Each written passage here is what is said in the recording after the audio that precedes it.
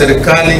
Kwanza kwa mambo ya madeni ya maziwa ilifanywa wakati rais alikuwa waziri wa kilimo. Sasa tumeona ya sukari, tumerudi ya kahawa.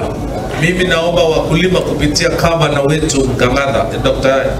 Gutangatha, nataka uorodheshe madeni. Tayari nimepata report through the Commission of Cooperative. Sababu tukishajua orodha ya madeni, tutaweza sasa kutafuta njia tukienda kwa kina mheshimiwa wa maua kule bunge wa mambo ya budget tuweze kuwaondolea madeni wakulima.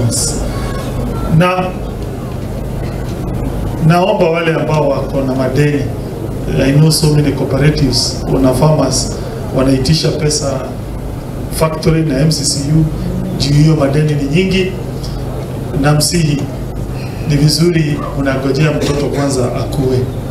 Tugojee chakula kwanza tukipikwe. Tukianza kupakua kabla ya chakula kijapikwa, hicho chakula kichaanguka. Tuwapatie at least 1 year waweze kuamsha, alafu nyumaye tuwapush walipe hiyo madeni yote watalipa.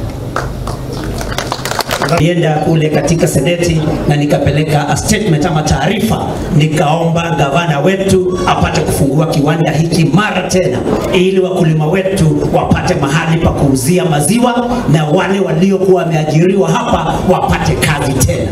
Make sure that we manage this factory prudently so that we can ensure that it benefits Murang'a farmers, Murang'a people, and we ensure that we achieve the dream of Murang'a society. Thank you. Pande wa management wenye waliwekwa hapa ndio waliangusha hii kiwanda.